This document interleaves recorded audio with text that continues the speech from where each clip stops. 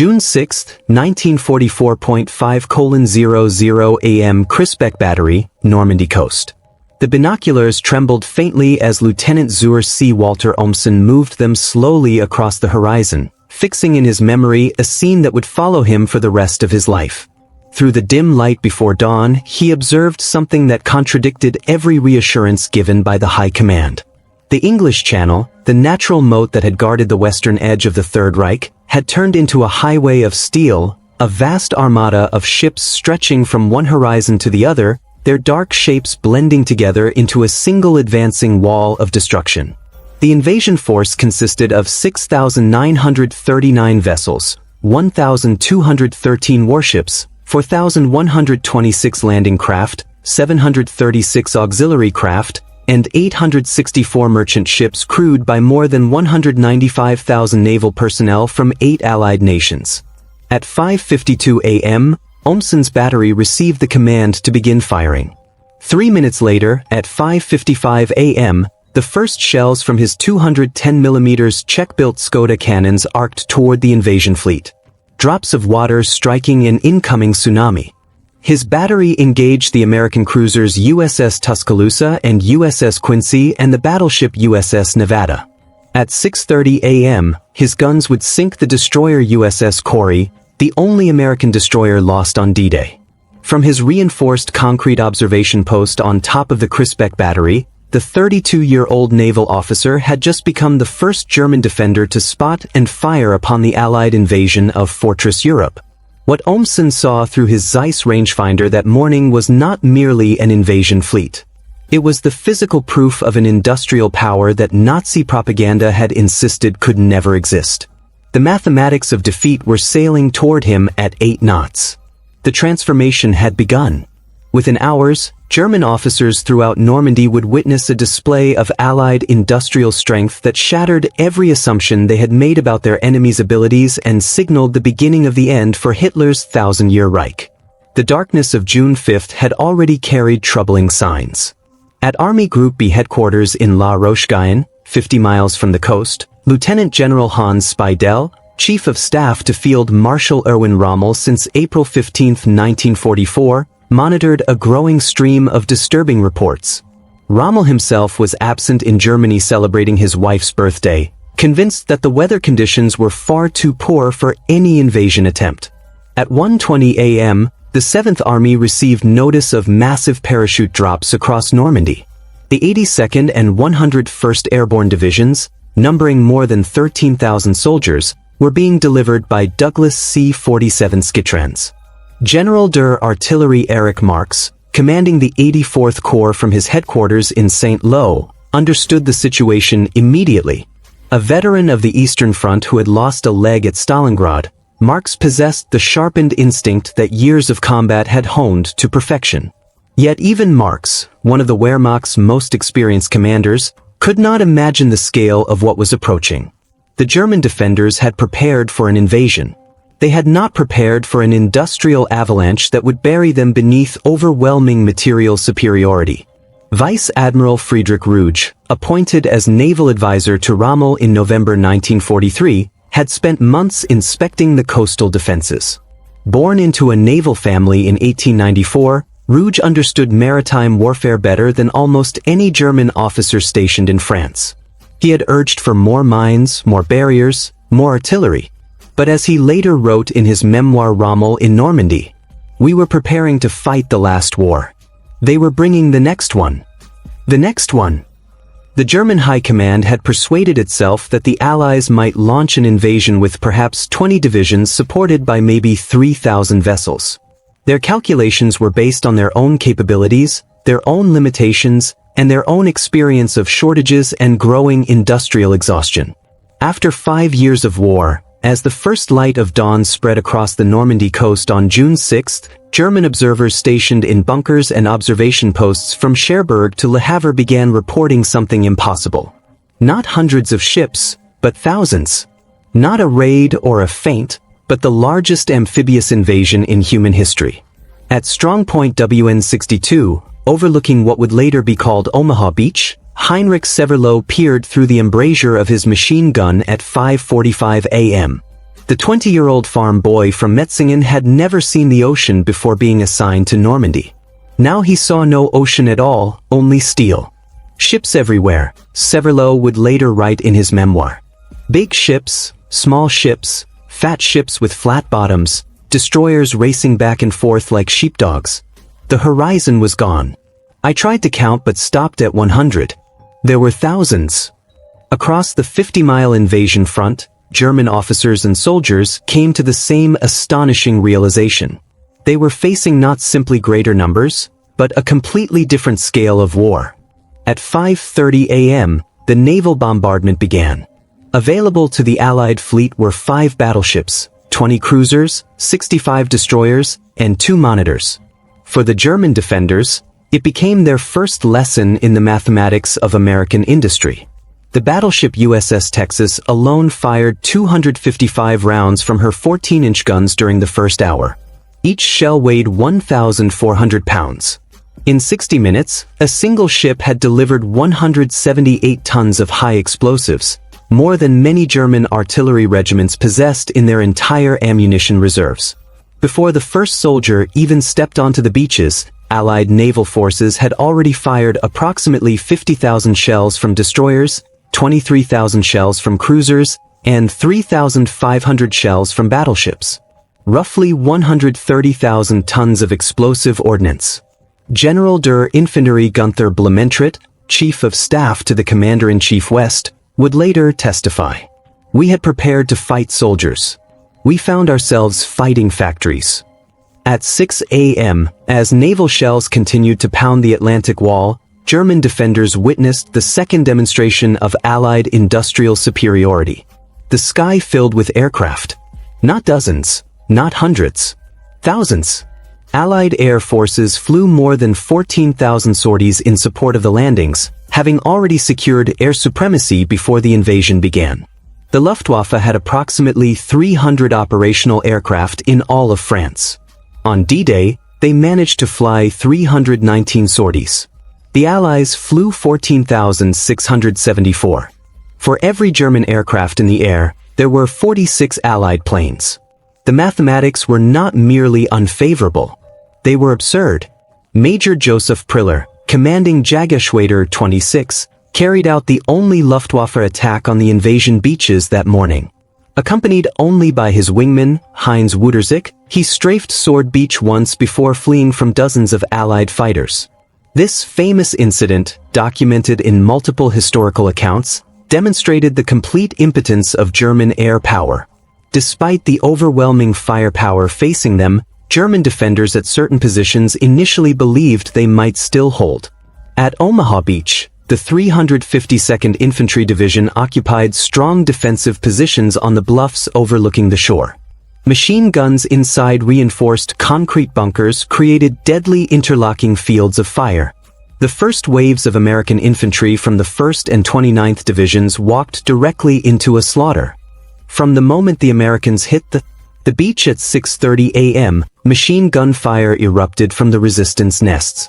Heinrich Severloh, manning an MG-42 machine gun at Widerstandsnest 62, fired more than 12,000 rounds that morning, a figure documented in his own testimony. He watched American soldiers fall by the dozens, then by the hundreds. Bodies drifted in the surf. The shoreline turned red with blood. For a brief moment, it appeared that the Atlantic Wall might actually hold. Then the destroyers arrived.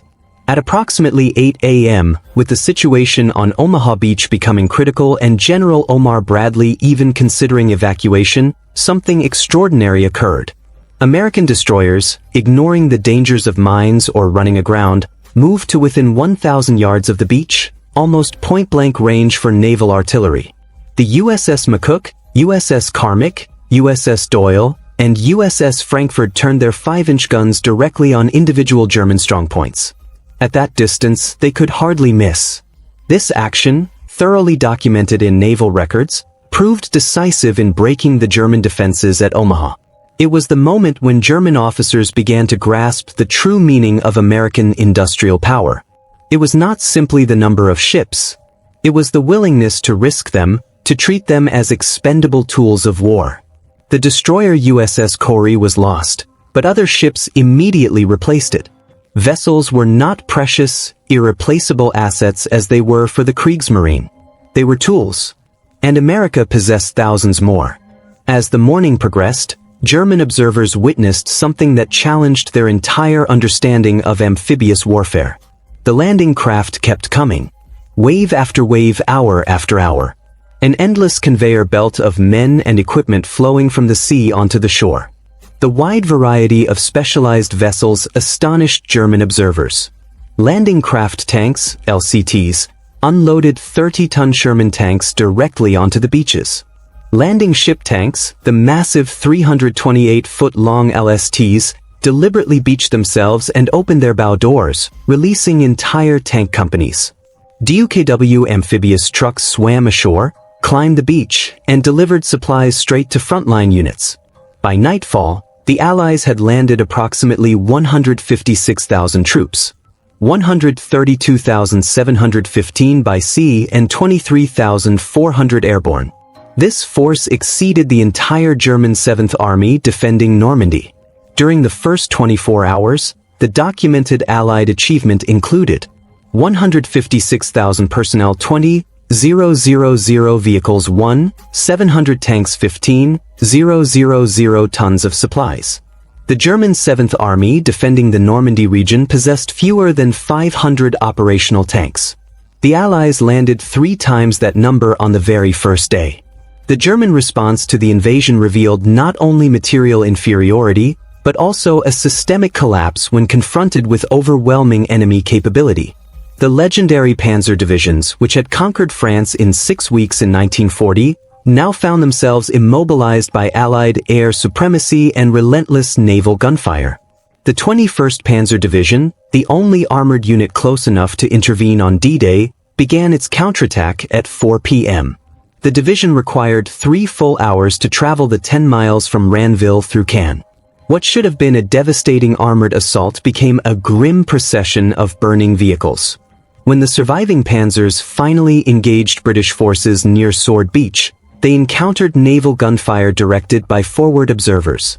The battleship HMS Warspite, operating 15 miles offshore, fired 15-inch shells powerful enough to penetrate any tank ever constructed. SS Standartenführer Kurt Meyer, commanding the 25th SS Panzergrenadier Regiment, later wrote in his memoirs, "The enemy's material superiority was so overwhelming that our own strength was swept away like a wave breaking against a rock." On June 7th, D-Day +1, German reconnaissance aircraft returned with photographs that senior officers at first refused to believe. The Allies were not capturing harbors, they were building them.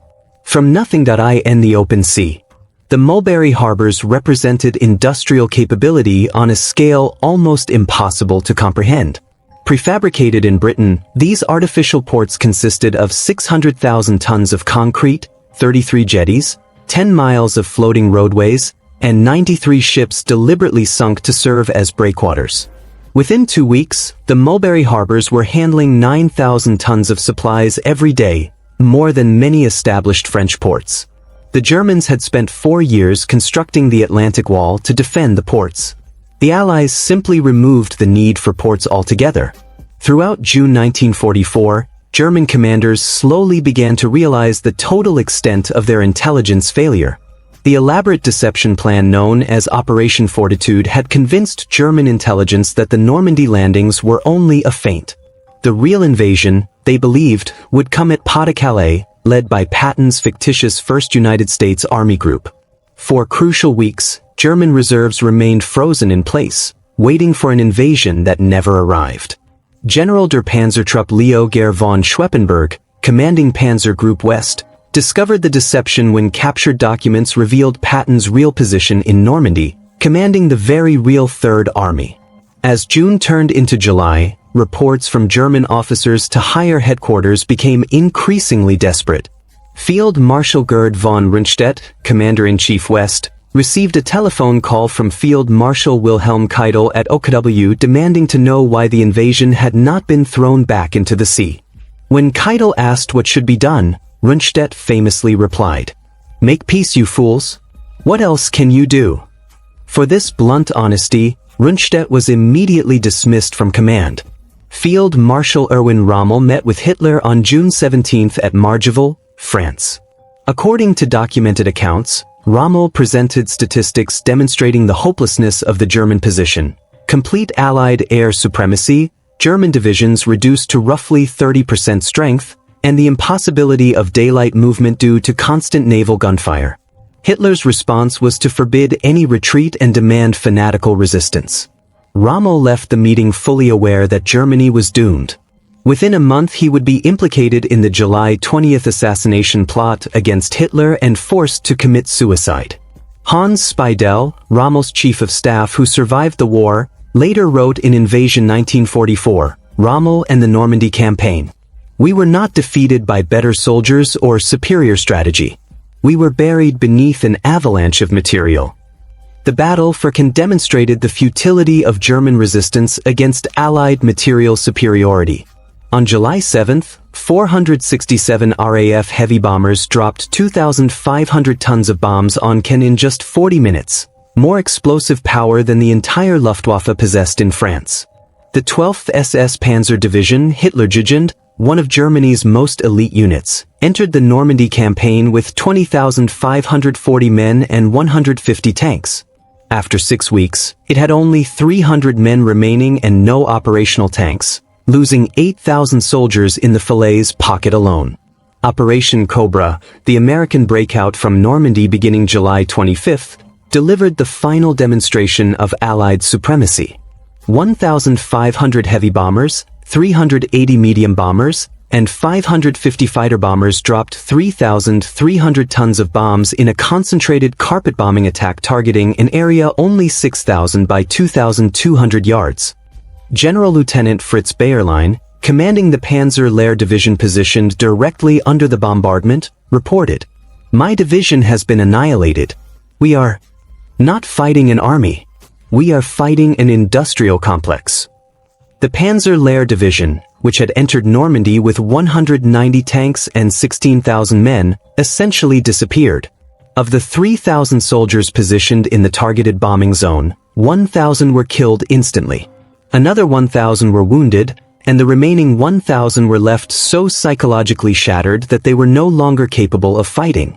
The operation also involved tragic friendly fire incidents that killed 111 American soldiers and wounded 490 others, including Lieutenant General Leslie J. McNair, the highest-ranking U.S. officer killed in action in the European theater. Yet even these casualties were absorbed without affecting the overall success of the operation. The Falaise Pocket, from August 12 to August 21, 1944, became the graveyard of German forces in Normandy. The documented statistics were catastrophic. Between 10,000 and 15,000 German soldiers were killed. Another 40,000 to 50,000 were captured. In the northern sector alone, 344 tanks and self-propelled guns were destroyed. 47 soft-skin vehicles were abandoned. 52 artillery pieces were lost. Between 20,000 and 50,000 Germans managed to escape the encirclement, but only as scattered remnants rather than organized fighting units. The German General Staff struggled to comprehend that they were not fighting a traditional military campaign. They were confronting an industrial equation. The production figures of 1944 revealed the scale of Allied industrial dominance. German production in 1944 included aircraft, 39,807 tank production peak, 1,854 per month in December. Military trucks, 68,000. American production in 1944 included aircraft, 96,000 tanks, 29,000 military trucks, 650,000. These numbers did not even include the production of Britain, Canada, or the Soviet Union. Germany was effectively fighting the industrial output of the entire world with the production capacity of a medium-sized nation whose factories were increasingly being destroyed by bombing. Total American wartime production included 297,000 aircraft, 193,000 artillery pieces, 86,000 tanks, 2 million army trucks, 41 billion rounds of ammunition. General Franz Halder, former chief of the German General Staff, calculated after the war. By 1944, the Allied advantage in war production was approximately 5-1. In certain categories, such as trucks, it was 10-1. We were not defeated. We were mathematically eliminated. The German officers who survived Normandy were psychologically transformed by the experience. They had witnessed not only military defeat, but the complete collapse of Nazi ideological claims about German superiority and American weakness.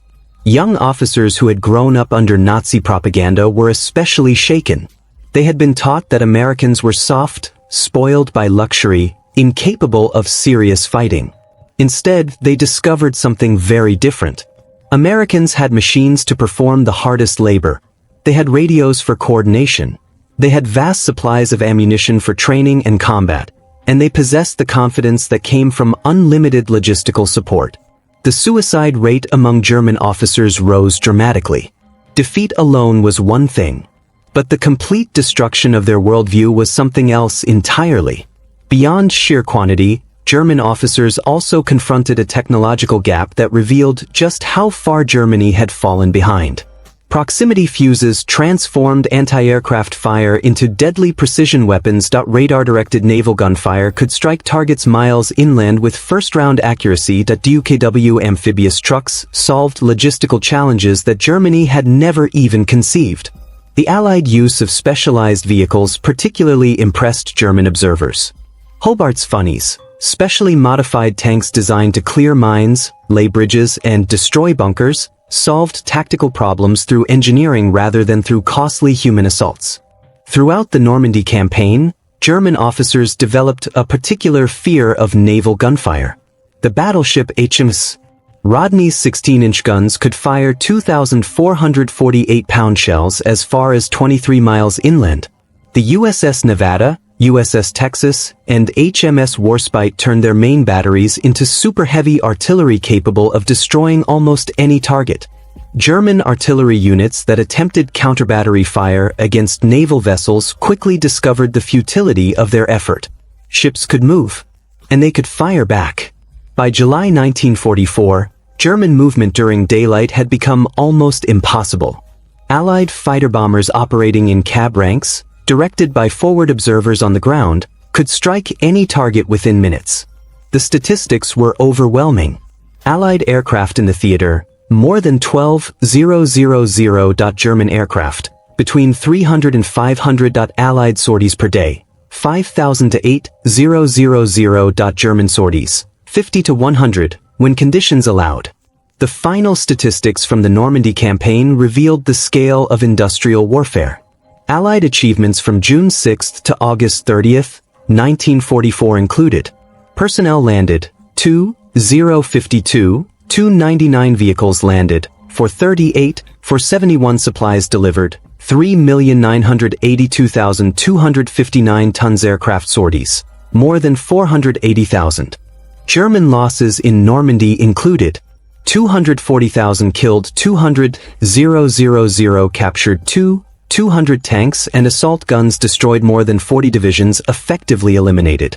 In 1954, 10 years after D-Day, surviving German officers gathered in Bonn for a private symposium on the Normandy campaign.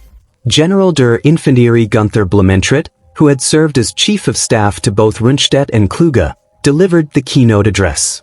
We learned in Normandy that war had fundamentally changed. It was no longer a contest between armies but between economic systems. We counted divisions while they counted factories. We measured courage while they measured production. The image that still haunts me is the sight of American bulldozers pushing our destroyed tanks aside so their supply trucks could keep moving. The German officers who witnessed D-Day were permanently changed by the experience.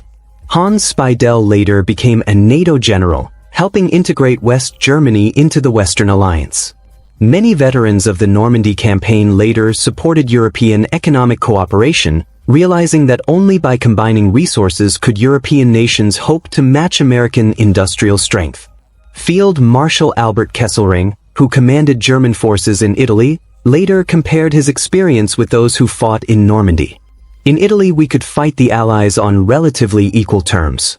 In Normandy, on open ground where they could deploy their full industrial power, our forces were simply erased. On June 6, 1984, during the 40th anniversary of D-Day, Walter Ohmsen returned to the Crisbecq Battery as an honored guest. The former Oberleutnant Walter, now 73 years old, stood at the same observation post where he had first sighted the invasion fleet. Speaking to veterans from both sides, he reflected, "40 years ago I stood here and saw the impossible. A sea covered with ships from horizon to horizon. In that moment I realized that everything we had been told was wrong. Weak nations do not build 7,000 ships. Divided nations cannot coordinate such an invasion. I fired my guns at that armada, but it was like throwing stones at the tide. We sank one destroyer and damaged a few others. For every ship we hit, 100 passed unharmed." Young officers today study the tactics used in Normandy. But the real lesson is simpler. In modern war, the side that can produce the most wins. We learned that industrial capacity is military capacity. The sea of ships I saw that morning was not only an invasion fleet. It was American industrial power made visible. The German officers who watched nearly 7,000 Allied ships approach on D-Day witnessed more than an invasion. They witnessed the future of warfare, where industrial capacity would outweigh every other factor. That impossible armada stretching from horizon to horizon was the physical expression of democracy's hidden strength unleashed, of industrial power applied to military purpose on a scale that rendered traditional military virtues almost irrelevant. They had prepared for war. Instead, they encountered the full industrial capacity of the United States. The German officers who watched those ships understood in that moment of harsh clarity that they were witnessing the end of the kind of war they understood and the beginning of something entirely new. Industrial warfare on a scale that made their professional expertise obsolete. Their defeat was not military but mathematical, not tactical but industrial, not a failure of courage but a shortage of trucks. It was a lesson written in steel across the waters of the English Channel on June 6, 1944, when nearly 7,000 ships announced that American industrial power had arrived in Europe, and nothing would ever be the same again.